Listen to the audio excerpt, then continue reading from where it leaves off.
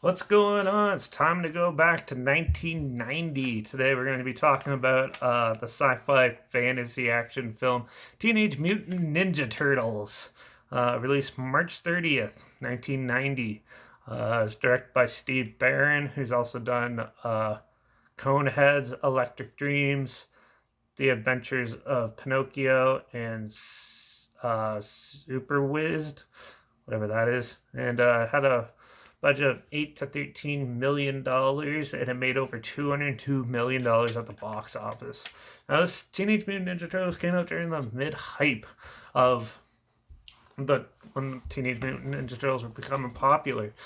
The new toys came out with the TV series Teenage Mutant Ninja Turtles, the animated series, anyways. Was on TV and dominating the airwaves, and the toys were the highest selling toys in the early '90s, sorry, and yeah, we're definitely the peak of pop culture for like families and stuff. So obviously they had to get a film out. It's based on an old uh, mini comic series of the same name. They did change some stuff for the film, and but did take some stuff from the TV show as well, and made it into an interesting, dark but amusing fantasy action film. From yeah, so Teenage Mutant Ninja Turtles. It's a story about four teenagers who are mutated from turtles. Uh, there's turtles with human DNA, and they have their own personalities and stuff. And it's up to them to protect New York City from the bad guys. In this case, Shredder, who ends up brainwashing other teens and young adults to do his bidding for him and use them as pawns to help him gain control. And it's up to the turtles to find out who is leading these ninja warriors and put a stop to it. It's a pretty fun film, a very uh, realistic style to it. It's very dark and gritty, sort of like the Batman original Batman movie from Tim Burton, and they definitely uh, took some stuff from that and made it into something their own. And the turtles are like human costumes and puppets and stuff like that from the Jim Henson Creature Shop. Yeah, the people who brought you the Muppets made them, and they are fantastic. They still stand up today. There is some cheesy flaws and stuff like that with them in some parts of the film, like when Donatello, I think it was Donatello, laughs, and you can see the actor's face laughing under in his mouth and stuff. Some cheesy moments like that you can try to pick out, but for the most part, it still stands up way better than the awful CGI characters in the 2014 reboot. But yeah, so the character and the voice actors of the Teenage Mutant Ninja Turtle characters definitely brought a lot of good life to them and stuff. There's a lot of cheesy, childish humor in it, but that was targeted. It's targeted more towards families than being as serious. You know, so I could give that a slide. Some of it's still entertaining. Some of it's a good throwback because I grew up in like the mid '90s and stuff. This is actually nice. I keep saying '80s for some reason, but yeah. Yeah.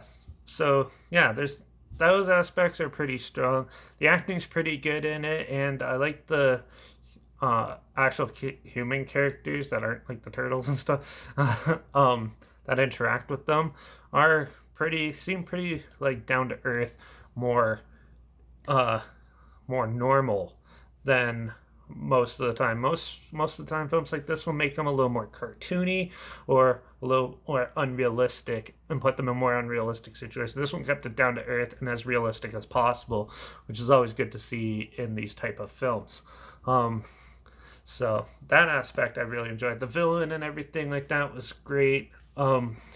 Yeah, I kind of wish you seen more of him doing fight sequence and stuff. There's only a few spots where you actually see him in combat and stuff. It's more of the ninjas and stuff, and I wish they had more array of the other like creatures and villains and stuff that they had in like the shows and stuff to put in. But I know they were on a strict time limit for to make this, so they had to make it as genuine and as realistic as possible. And they probably didn't have the time frame or money to do it at that time, to push it further. So they stuck with what they did, and that still makes a good, heartfelt, emotional like good adventure roller coaster ride as the film is, and it's just a fun little throwback to check out every now and then. Now, by no means this is a fantastic film.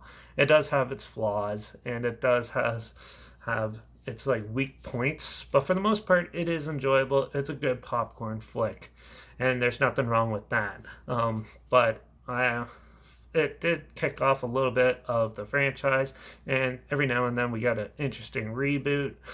And but this definitely solidifies Turtles at their peak and what they are known for and what young kids at the time were embracing and doing it, because almost every young boy probably had a Teenage Mutant Ninja Turtles action figure, at least one.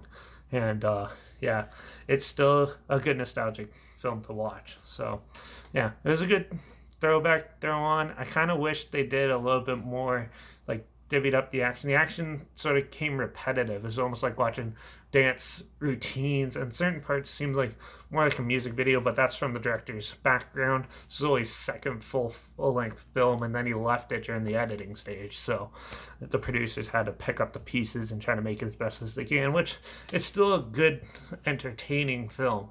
But there's certain things that they probably could have constructed a little bit better to make it a little more standardized film. But for the most part, it's still a good popcorn flick to throw in every now and then. And this is my first time watching this in like 15 years or so. But yeah, it was a good throwback, and yeah, a fun time. So I'm going to give Teenage Mutant Ninja Turtles a 3 out of 5. It's nothing spectacular, but it was good, especially seeing all those old school puppets and high-tech animatronics and stuff like that they were using at the time in the 90s. Definitely helped benefit it, and they didn't really use CG at all in this film, which is really good. So definitely thumbs up from me. So yeah, check it out if you haven't seen it. There's a trailer link down below, like always. Also, my Instagram is always linked down below, where I always post clips of films I'm going to review in the future on my story. And I usually put the film title in a hashtag, and I used to put the subgenre of film in a hashtag in there too, so you're aware of it. And yeah, so make sure you follow me on Instagram to stay in the loop.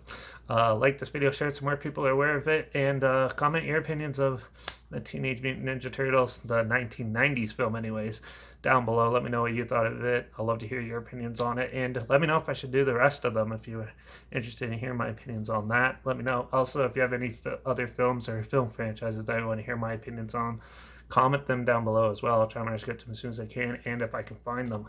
And yeah, so that's it for this. Also, make sure you subscribe, because you never know what I'm going to talk about next, and I absolutely have no idea what I'm going to talk about next. There's a couple interesting films I might try to dive into, but we'll see how this goes. But make sure you subscribe. Hopefully you'll find something interesting either to look back on, or find something new that you never thought of checking out together. That's the whole point of this channel. So, and hopefully you relive Teenage Mutant Ninja Turtles and check it out. Definitely look out for all those killer ninjas out there, and I guess I'll see you all in the next review. So cheers.